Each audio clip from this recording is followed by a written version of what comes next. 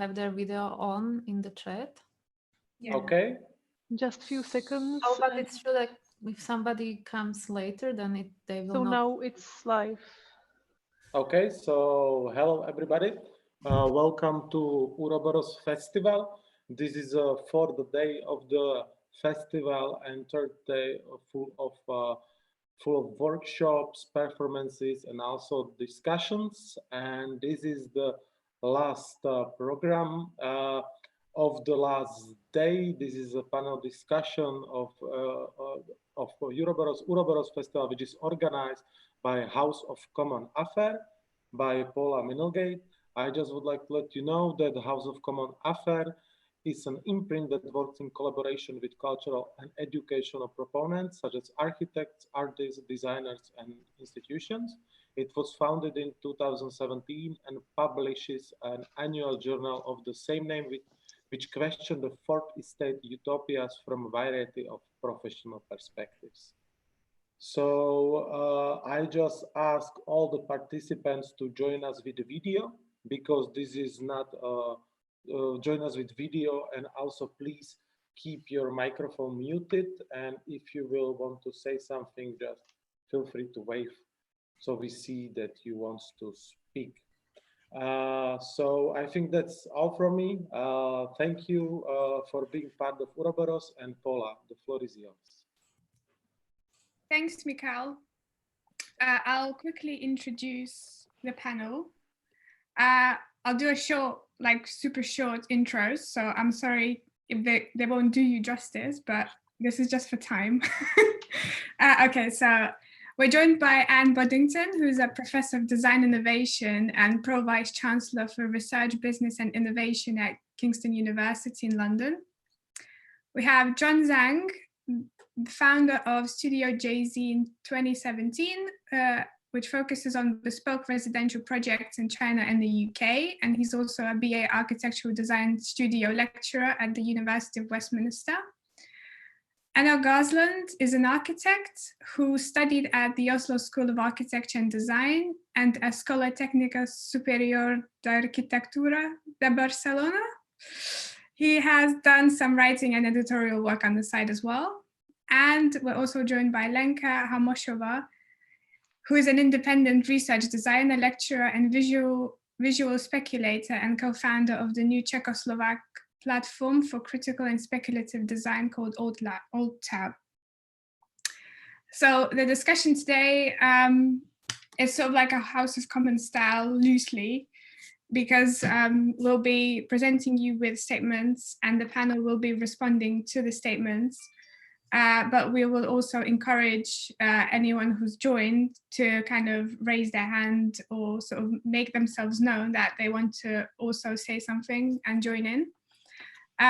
So we're going to talk about, like, through the lens of like current affairs like COVID-19 and housing crisis. We'll just spend an hour discussing the ethics of communication in regards to the built environment, as well as the value of practice-based architectural research in the current climate. So without further ado, I will begin with the first statement, which is, okay, so to be a good architect, you should also be a good researcher. Right, so who on the panel wants to speak first? I can go first. Okay, go on, John. Hi everyone. Yeah, I mean, I think this one is really a no-brainer. Really, the act of design in itself is a process of research, and the work of architecture is an expression of that research. But obviously, at the moment, we often still think of the world of academia, the world of practice, and the world of market as these three separate realms, and research is expected to happen in typically academia and is less sort of seen in the other two realms. But I think it is inherent in the process of making the built environment that research is sort of embedded into all of these aspects.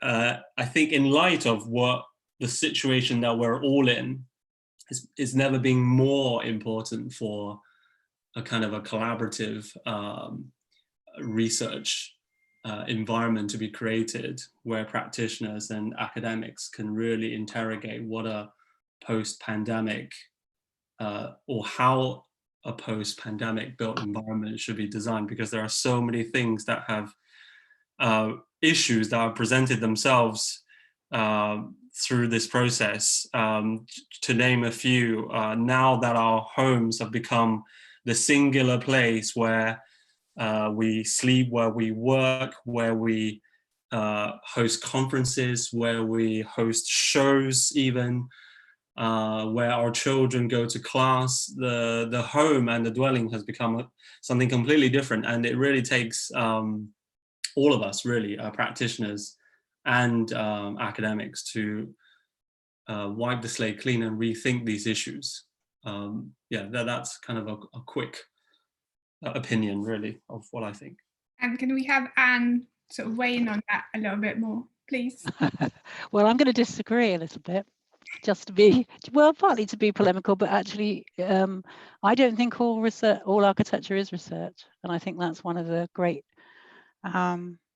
myths, actually. And there's a reason for that, because research for me, and I speak as an academic, I think there's finding out in the professional sense, i.e. market research. I think there is then academic research, which is very simply a process of investigation leading to new insights or new knowledge effectively shared. And that is a definition that the UK uses, but I think most of Europe now use. And you cannot necessarily demonstrate that in every building. And there's a reason for that, a very good reason for that, which is that building is about risk. And you don't take necessarily risks with every client for very good reason, because that would be unprofessional. So there are very different things around academic research and where research is located, but also where the profession is located. And you need to almost separate those two things to bring them back together, and be clear when you do research and when you do professional practice, both of which I think have huge value and are a really important part of the world in which architects and designers inhabit, but they are distinct and remain distinct. We just need to know which is which, and when we're doing one and when we're doing the other. Okay, Lenka, you know. Yes, I'll also, my opinion is that the research is part of designing and in general, but of course I didn't mean academic research, because I think that when you're academic researcher, then you have actually no time for practicing, for applying this into practice. And I think it should be maybe more based on a collaboration of a larger team. So you have a larger team of architects and researchers that would be able to collaborate together and share their knowledge. Okay, Anok? Well, yeah, no, I kind of agree with that, the kind of last statement. I think in a sense, every building is a prototype in architecture. More or less every building. You can maybe discuss it with developer schemes and so on, but I guess we'll touch on that later. But I also find, like, these days with the sort of overload of information and also supposed research, that it's sort of often biased. It's a lot of cherry picking going on. But to have critical academic research as a foundation, I think for designers and developers I think that is key. But now that I am practicing as well, it's hard in a commercial. I am practicing in a commercial environment, and it's sort of quite hard to take these theoretical bigger ideas into your everyday life, but in a way it makes me just see why it's critical even more to have it as a foundation. But yeah, it's really challenging though to actually bring it in. So do we have anyone from the audience who would like to say something? The M&E. Yeah, Martin. Yeah. No, I just wanted to say that for me, it's kind of this question is really based on how do you perceive architect like to work like. I mean, mostly recently in last years, we can observe, I guess, that like architect practice could be done in certain ways. You know, like if you work on a big scale as an urban planner, you can more or less like base your work only on being a researcher. So actually the question like is going to be like the other way, you know, like being a good researcher means that you're an architect or something like this, or the very opposite scale, like going to like a small scale that comes towards the materiality is as well kind of could respond to this question. Like if you really base your practice on working with some specific material, this question could be answered by that. So I guess for me, it's at least like this division of, are you talking about this mesoscale building or material or like urban scale is kind of the answer. Thank you. Could we have Anne? Just to come back on that, I think one of the things to distinguish, which I think is vital and critical to both research and to professional practice, is the idea of scholarship, which is quite an old-fashioned idea. And as I said earlier, I'm the dinosaur on this panel. Scholarship is about the development of you and your knowledge. Research is about the development of a field and the knowledge in architecture. So what advances architecture as opposed to what advances you. And scholarship, which I think is really critical to both, is absolutely vital, and why you go to, this is what the education of an architect is all about, is about being scholarly about whatever it is you do, whether that is in the world of the developer, or the world of history, the world of technology, or indeed the world of design. And I think all of those things matter. But scholarship is at the root of them and what joins most things in most universities together. John, could you weigh in? No, I mean, I think I sort of agree with what Anne said earlier, in the sense that there are distinctive kind of realms that for the meaning of the word research within practice and within academia. But I am then in, but I think there's they have to be aware of sort of each other's relevance in a sense, so Completely. they don't become independent sort of ivory towers that don't speak to each other, either by becoming obsessed with sort of discovery in itself, or be sort of bogged down by the idea of risk. And we don't exclude the market being part of that process, absolutely. And often that's where a lot of that's often where we need to sort of push back and push against, and take acknowledgement of what's going on in order to becoming more meaningful and relevant in that process. Do we have any more comments before we move on to the next statement? No? Okay, next one.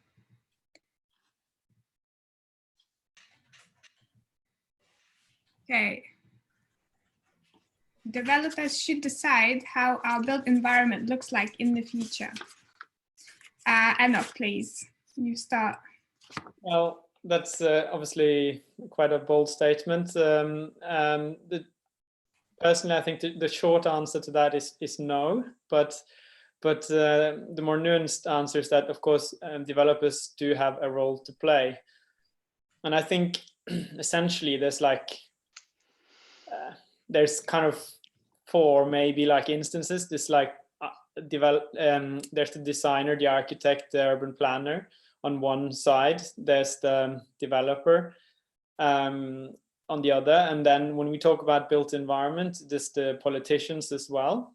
And then the fourth would be sort of the public. And depending on the nature of the project, I think these four should all be involved and sort of have to be involved as well. I think the sort of threshold between these four groups, that's the tricky bit. How do you manage that, and how do you sort of mediate between all these four groups, because they have very different aspirations usually. So that, yeah. Could we have Lenka next, please? Yes. So I have been following a very controversial development in the city of Bratislava.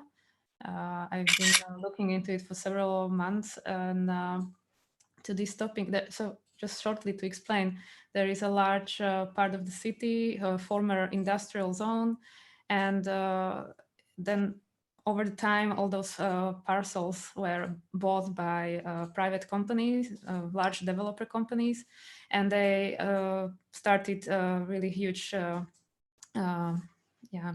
plan there. So now it's full of skyscrapers, and this development, why it's controversial, is that it was not communicated transparently to the public. So only what people could get from only kind of information that people could get were architecture visualizations that were very they were not really transparent. They were, employing forced perspective and just pushing on emotions and whatnot. And then when Enoch was now talking about that in this process you need some agreement in between these four groups of society, then the question is how to communicate with the public, with the actual citizens of the city, who are the ones who will live with these buildings, although they will not live inside, maybe not all of them, but you are experiencing this built environment when you're walking on the streets and you are looking at it every day. So the public should be able to talk, to say their opinion, and the developer should be accountable to the public. But the trick is how to organize this kind of participatory process, or how to facilitate such discussion in between these stakeholders. Could we have John try to answer that a little bit, maybe? Okay. I don't disagree with the previous statements, I think, but I would argue, I think our world is already, our current built environment is already being shaped by developers. I think it's not really a future scenario that we have to either embrace or fear. I think developers already shape large parts of our built environment. And I think the question we have to really answer is their role intrinsically problematic?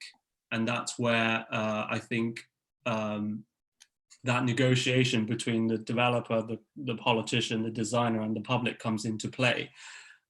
Because we're facing a world or a future where if what we're experiencing now is anything to go by, where we need to pool our resources and know-how to deal with a lot of issues. And actually what we currently critique developers for in terms of how they deliver the built environment could just be a glimpse into a much more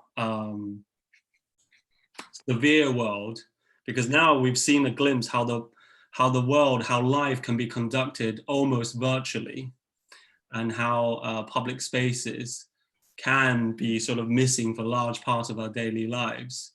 We're in a very interesting juncture where the necessity of these spaces, what they mean when we do have access to them, needs to be really looked at again. So I think to address the original statement, I think they already shape the built environment. It is our job to kind of negotiate how that future will look. Anne, please. Okay. I think we've got to be careful about the word developer. Developers have been around a long time. I live in an 1823 building, which was built by a developer called Cubit many years ago, who did, and I live in Brighton, not in London, but he was a London developer.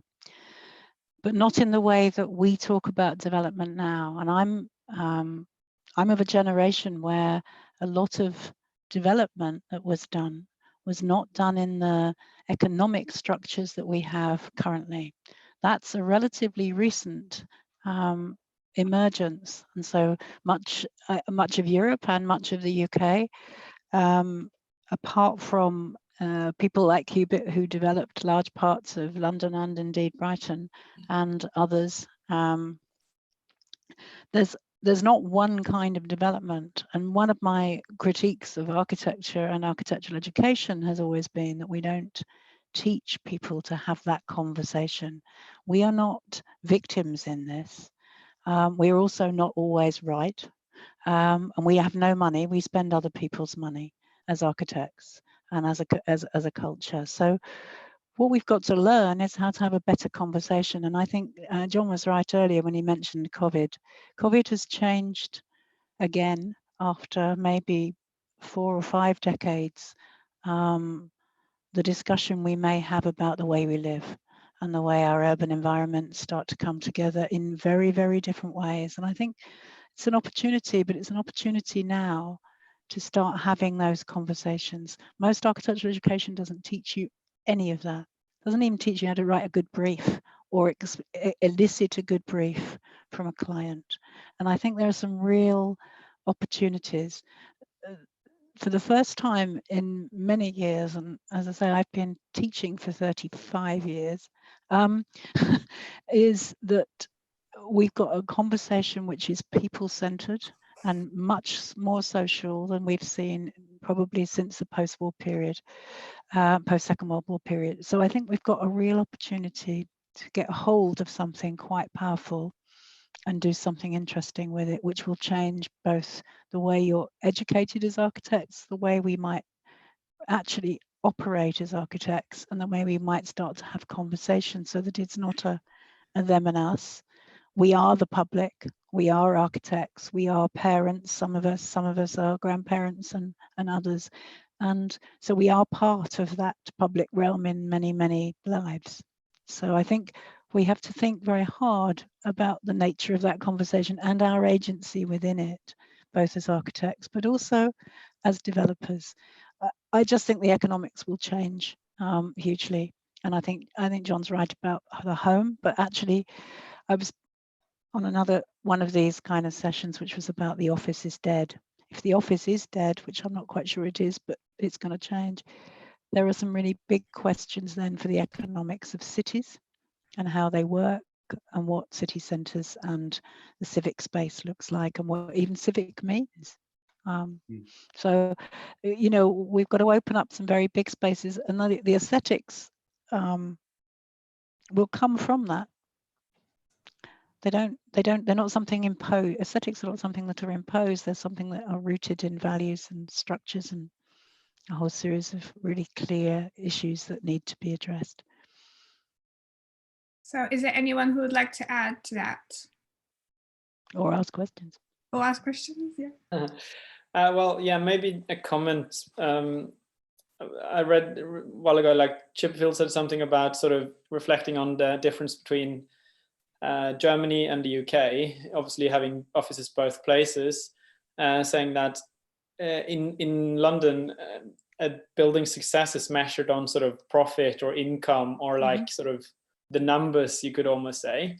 Whilst in Germany, with the sort of city architect, he kind of pulled it back to even to the Second World War, where you like Germany had to reinvent their identity somehow. So because of that, also when it came to urban planning, it was more a discussion of what should this building be in this context, in this city, and so on. So speaking of how these four groups should communicate, I think, you know, we need to sort of lift the perspective, and I think that would enrich sort of the process. Yeah. Great, thank you. We'll move on to the next statement.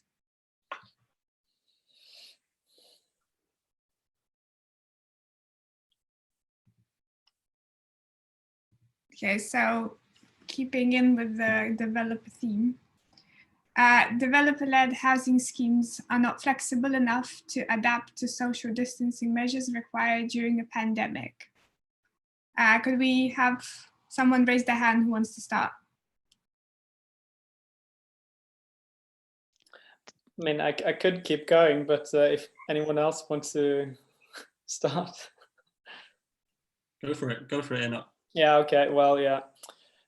Partly, you know, because this is kind of a timely question. I'm sitting in a developer flat. I mean, this is my home, and my wife is currently in the bedroom because I'm in the living room, and the bedroom is too small to have a second function. You can only have a wardrobe, a double bed, and that's it. So to me, that sort of proves a little bit the sort of inflexibility of developer-led schemes in the last 3 decades. You know, there's been such a pressure on cities, so you can build and sell basically anything. So there's not a lot of demand on flexibility in developer-led housing. So yeah, I feel quite strongly here that we need again to sort of broaden this discussion, and maybe COVID actually will be you know, if I may say, like almost a blessing in disguise, actually putting the finger on, you know, how this is actually not flexible, good buildings to live in. I would like to add, as like a counterpoint, I'll just describe how my setup is. So I live in a Victorian house in London, which has been converted to 4 flats. And it was converted by just a private landlord. It's a family that live next door. They're not super rich developers. So their only income is this house. And I live with my mom, and she's in the kitchen because I'm taking over most of the living space with this event. So just to sort of add like a different kind of reality of someone who's not living in a developer house. But let's just have someone else sort of respond to what was said before. Maybe I think there are 2 things about that. One is that we see space as the only luxury. And if you've ever been to Japan, you'll understand that we have a lot of space in London.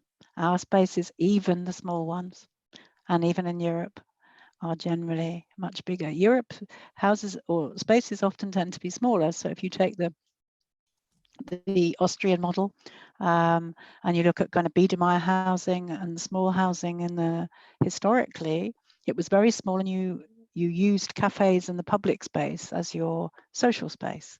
So you just lived differently. COVID has raised different questions, but the questions I think are deeper than that. And some of you may know the critic Beatrice Colomina, who recently did a very good lecture actually at University of Westminster, which is my alma mater, and she was talking about the bed. She said it's worse than that. We do everything in bed. We eat, we sleep, we actually do everything but have sex in bed these days. We read, we have leisure, we answer the phone, we do work, and we've reduced our space to events that are online, or our intimacies are online, and we've forgotten actually what it is to live in a different way. So I think that's why COVID is such an interesting moment, because it's a moment to start to open up a different kind of discussion about what that means and how we articulate those subjects. And I think I would certainly urge anybody now starting or developing architecture to think again, but think again from the basics. Don't start with the developer does this or the architect does that, but think about the fundamentals of how we live, what we use space for, and how we want to use space in terms of our kind of futures, because we're all living with historical conditions at the moment. Now we've got to start to think about something that's very different for a different kind of future, and that's a fantastic opportunity to think about even how we take the things that we all live in, and they're all different, and adapt them, because adaptation and reconstruction is going to be one of the most interesting things that happens over time. So you will see it in all of your cities, I think, all over Europe. We're now moving to reduce, to expand walking and cycling and reduce cars, although we can't get on public transport too much because of COVID. So there's all sorts of really interesting rebalancing that's happening at the moment. And I think that's a really exciting moment to be having a dialogue, not only with those that are broadly developers, but actually planners, particularly planners, and particularly those other activities that shape the world in which we live and the world in which we invest. Okay, I see John's been nodding a lot. Yeah, no, yeah, it's not much of a debate if I agree with everything. I think it's a really interesting question. If we go back to the original statement, I think whether it's developer-led or not, I think we find that we are the spaces, the homes, the dwellings we live in are not ready, are not flexible to adapt to social distancing measures, whether it's developer-led or not. I don't think that's particularly the most important aspect of that statement.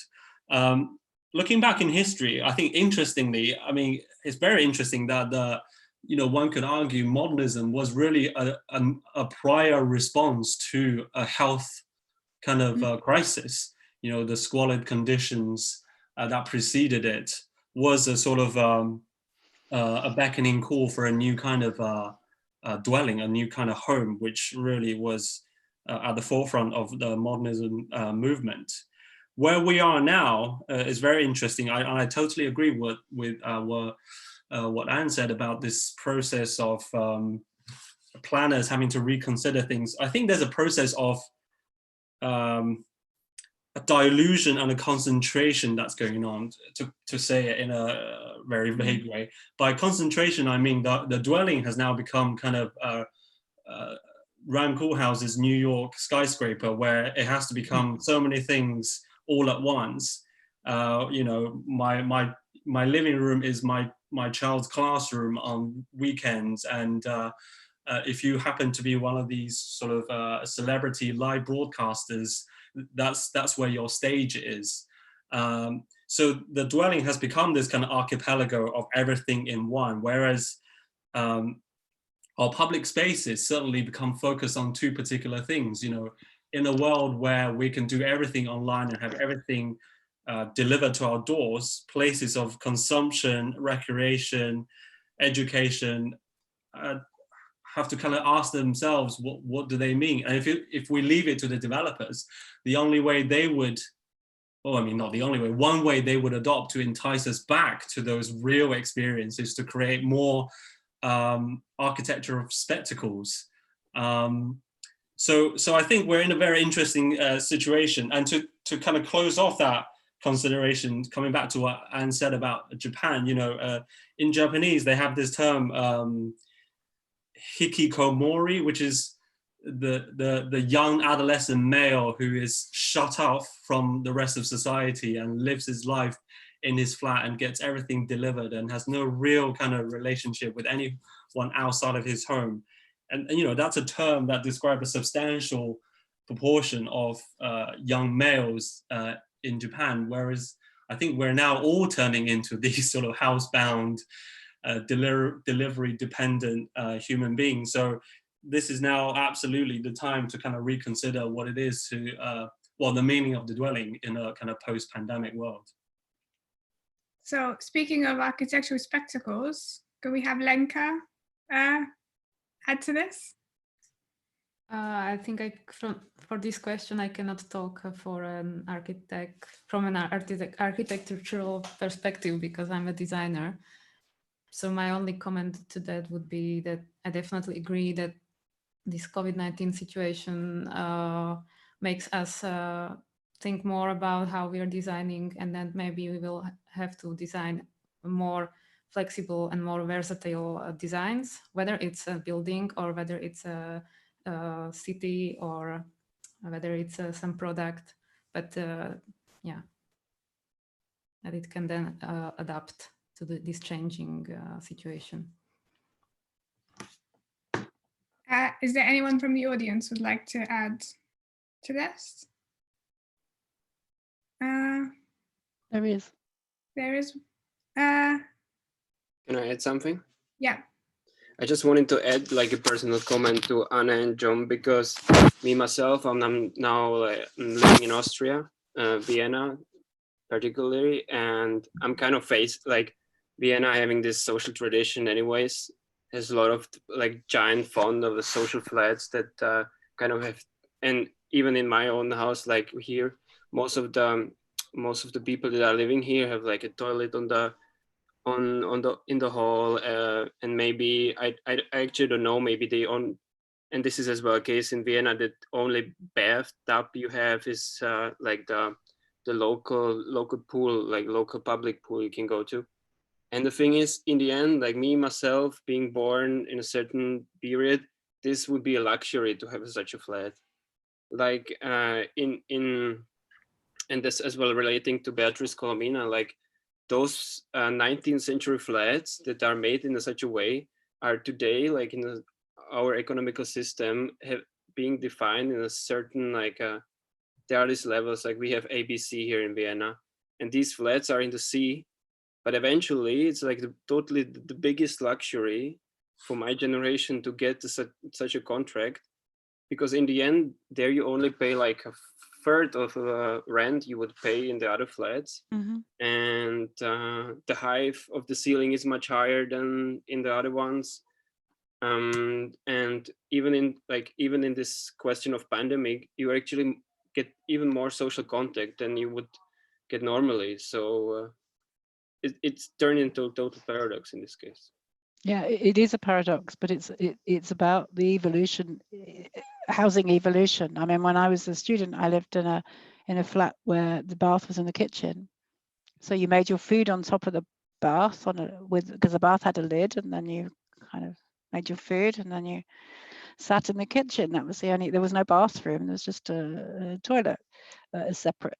So I mean, and space goes through those kind of adaptations, but it will evolve, and Vienna is one of the best lessons in the evolution of housing over a very long period, actually, and what and how the balance of public and private space was conceived at different times in different periods. So we need to learn from it and then say, how do we? I think the interesting thing about Vienna is how you adapt it for a modern time. Really interesting way, opportunity. I really wished I would have one of these, because then I wouldn't need to work like 10 days in a month. Indeed. You know? Okay, thank you very much. We'll be moving on to the next statement.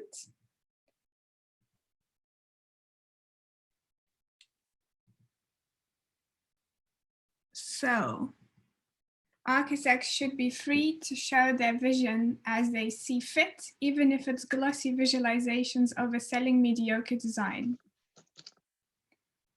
Who would like to start with this one?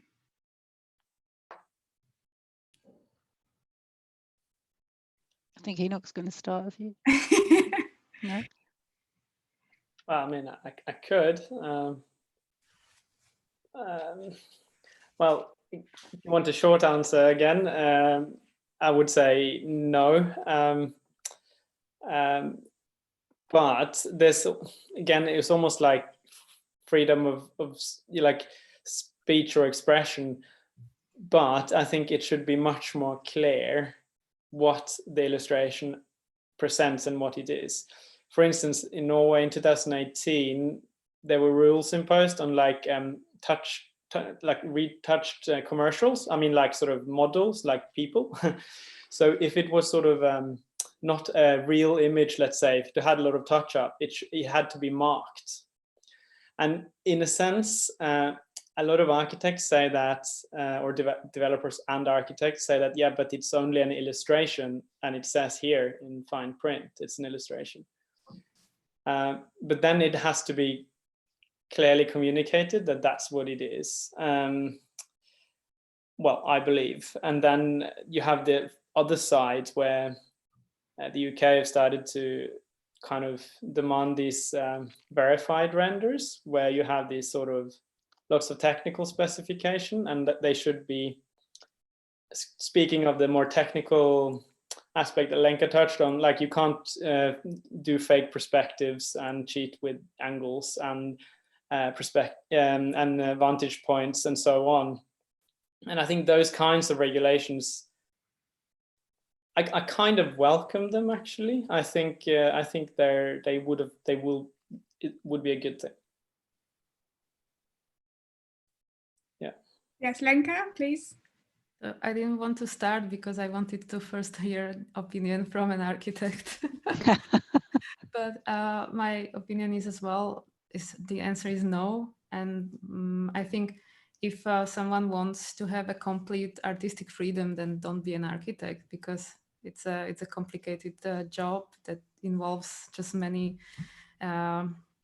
limitations. So I think it's more about really designing in between these constraints and not really about some personal artistic freedom.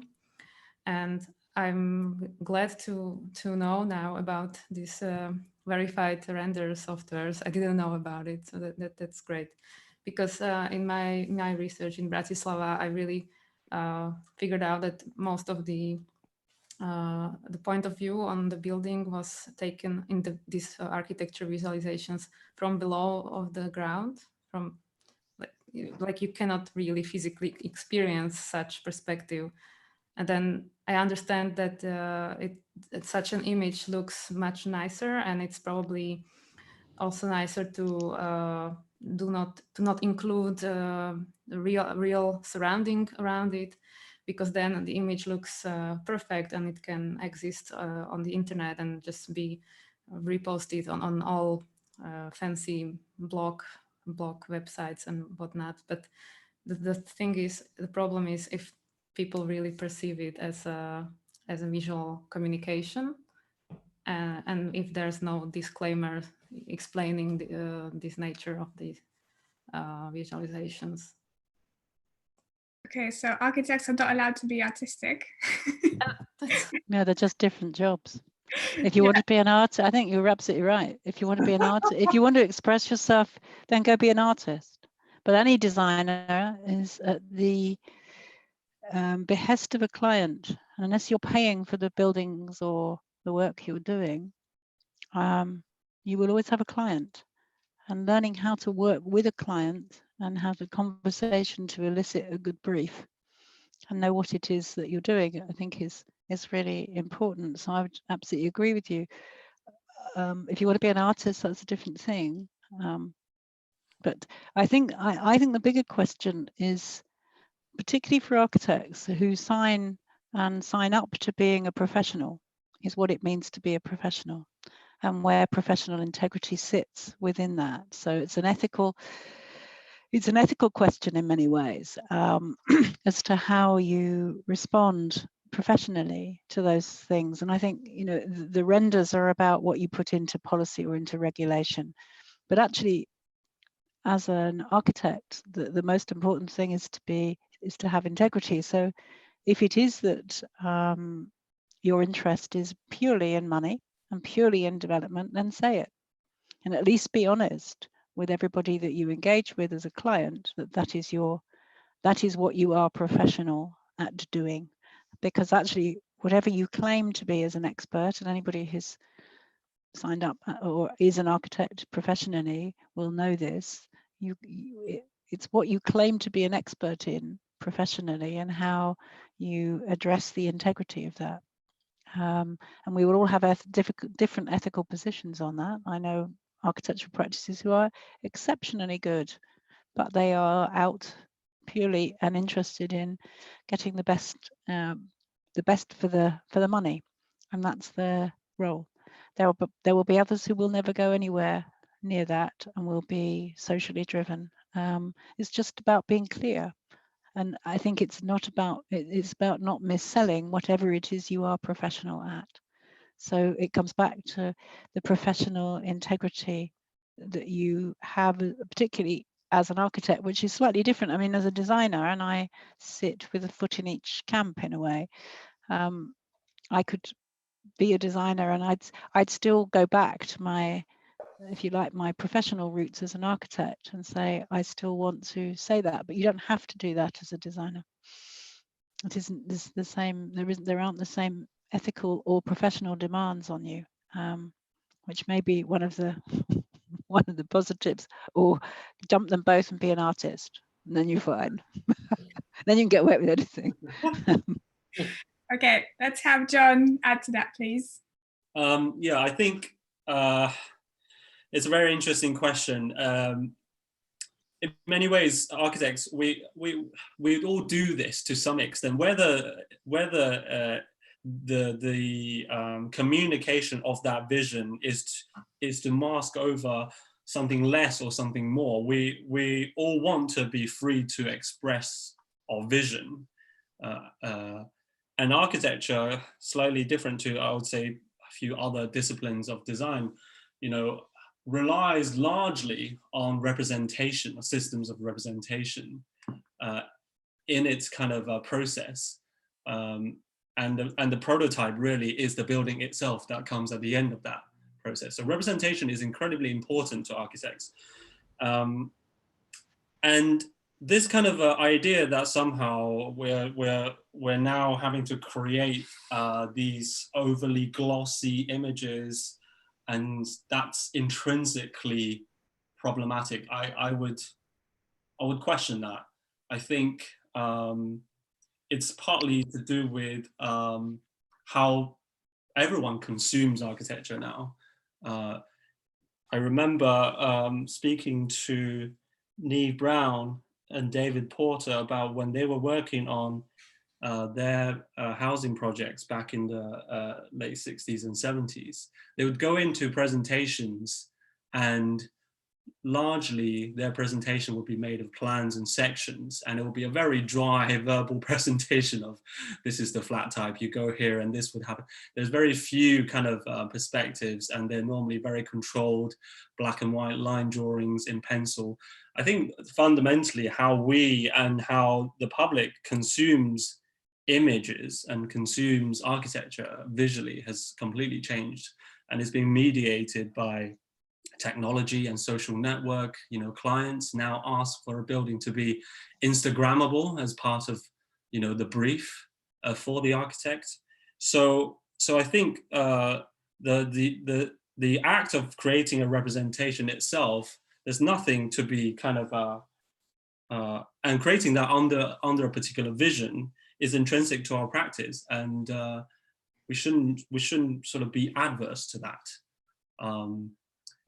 And if we were all kind of creating visualizations and thinking, yeah, you know, I know the client and I know possibly which builder is going to be on board, so therefore I will create a render that will be more like what I think it might look like in reality. I don't think that's how any of us think in that process. Thank you. I'll move on to the next statement, as it's quite on the same topic or similar topic. So architecture is a sellable product and therefore can and should be promoted in the same way as cars, for example. So who agrees with this one? Nobody?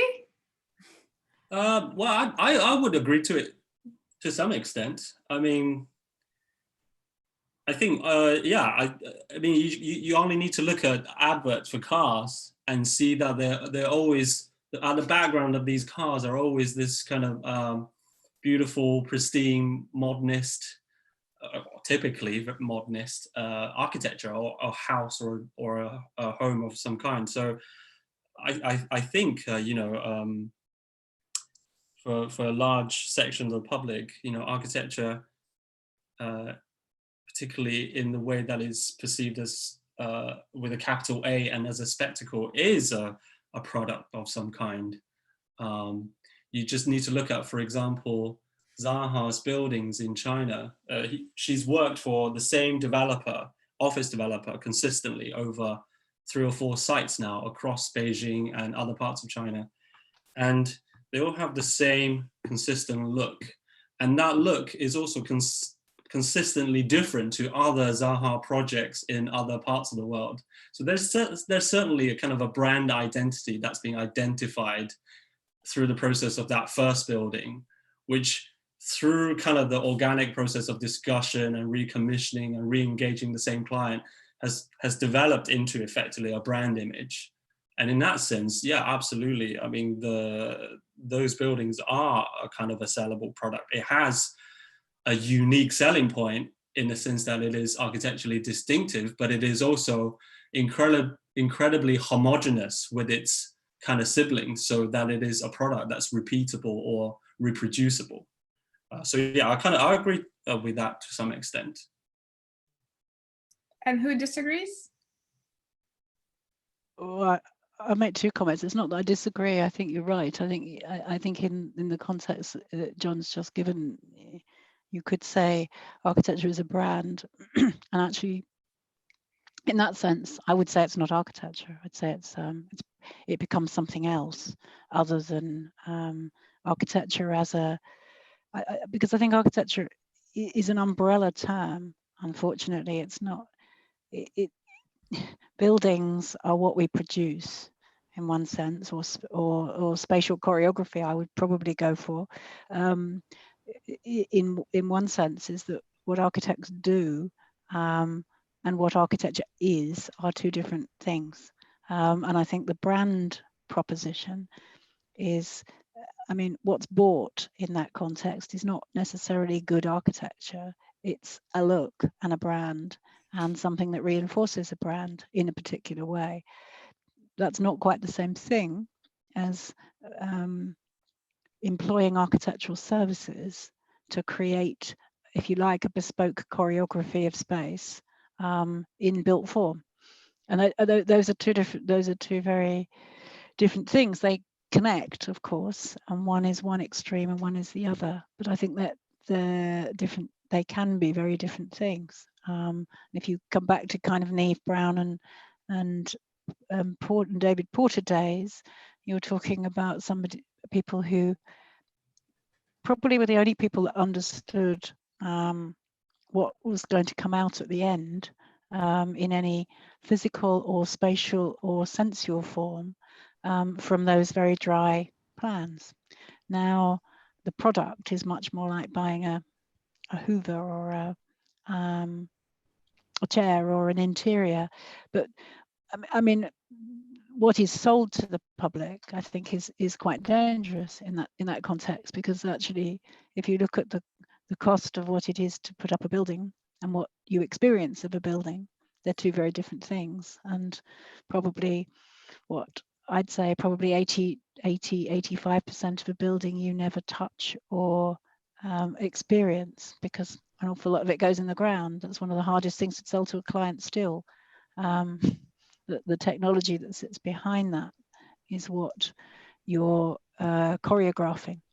It's all that sort of service space that sits underneath architecture that is now relatively invisible, and we make it so.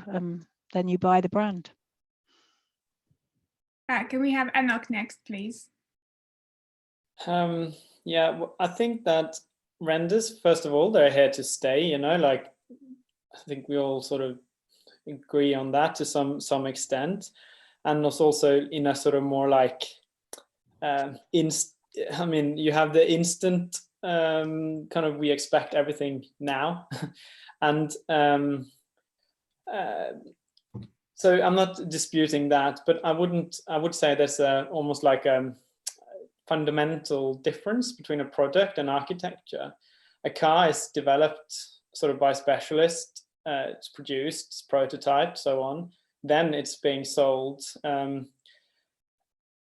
With a building, when I mean, I found myself in the absurd situation where I have to think about ventilation ducts before planning application. Why? Because if a buyer finds a duct in his flat in the wrong place and it wasn't shown on the picture, they're going to sue the developer. Mm-hmm. So you get this extremely absurd, premature discussions, technical discussions. So that's just, I mean, a curiosity and the sort of a whole thing of selling something that doesn't even exist. And I think that's a key thing here. It's whereas with a product, it's already there somehow.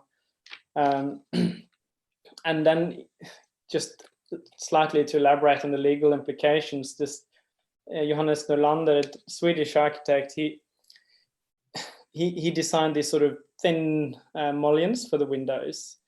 Then the developer said it was too expensive, so they replaced it with some chunky mullions. Then he wanted to redesign the whole thing, and he did. And it turned out really nice. But last minute, they couldn't implement a new design because the images were already out. And when you're caught in these loops, I mean, it becomes, sort of a parody. So we need to sort of be very careful, I think, with how we use images for something that is not here. I mean, it's unbuilt architecture we're talking about, I believe, or at least in this context. Yeah. Lenka, can we have something from you, please? And from my point of view, I think on one hand, I completely understand that architecture is a product, because if a developer or whoever has some money in it and wants to get the money back when the apartments are sold, then he needs advertisement for this to advertise it as a product.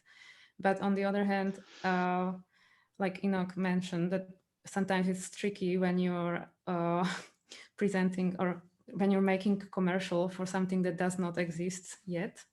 So you're selling, and that's often a case, that you are selling apartments in a building that's not standing yet, and from those money, a developer is actually then financing this construction. And then the second problem is that which I mentioned in the beginning, when the developer is trying to get a consent with this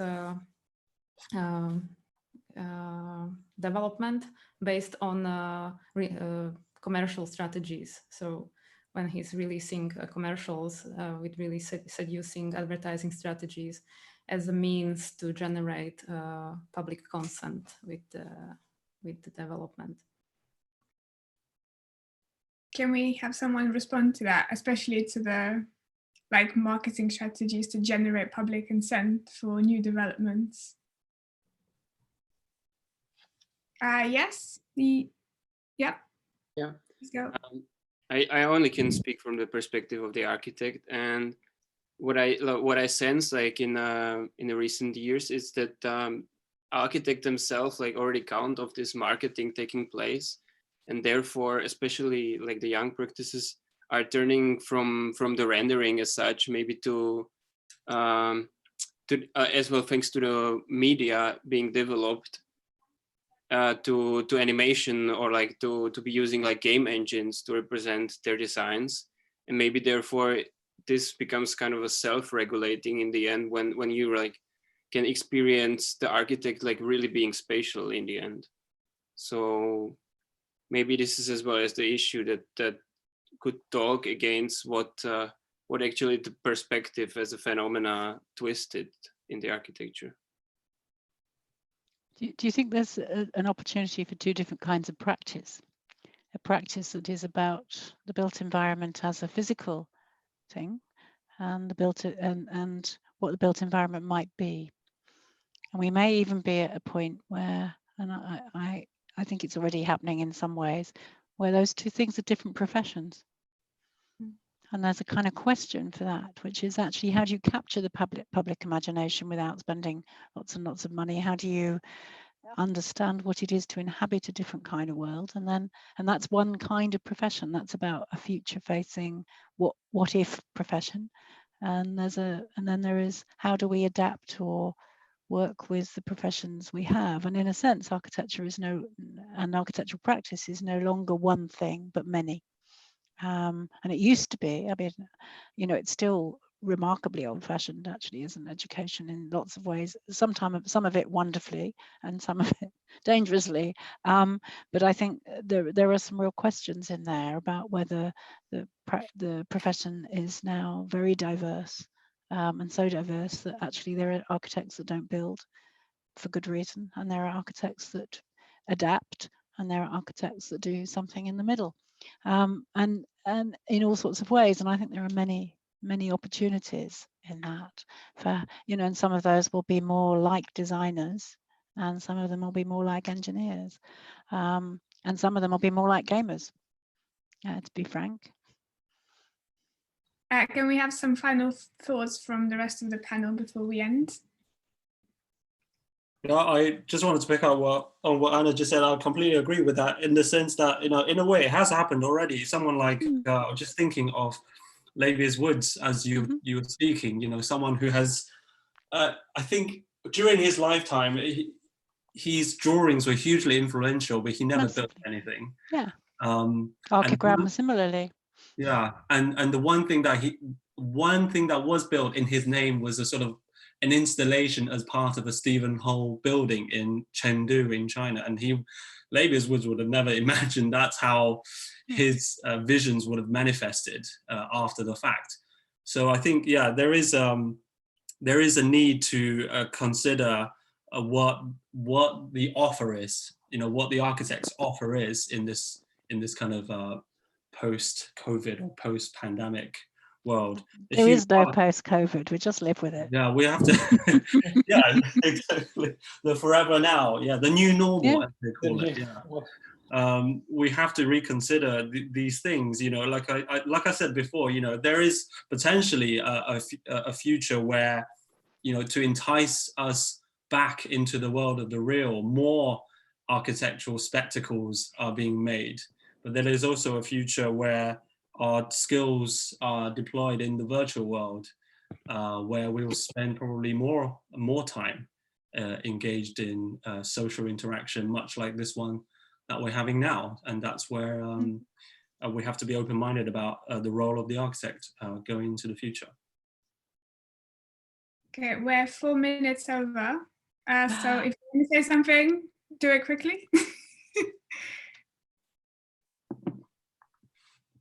No, nothing from Anna Kolenka?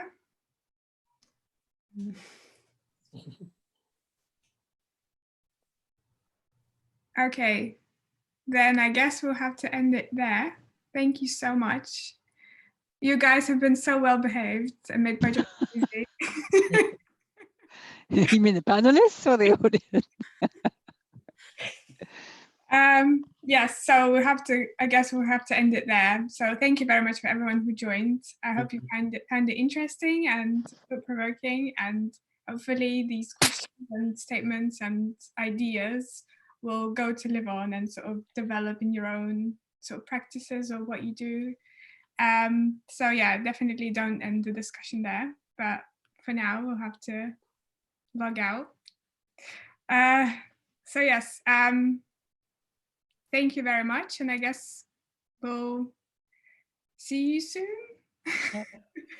Stay safe and well, everybody. Be safe. See you in the virtual world. All the best. Thank you. Bye-bye. Thank Thank you. you.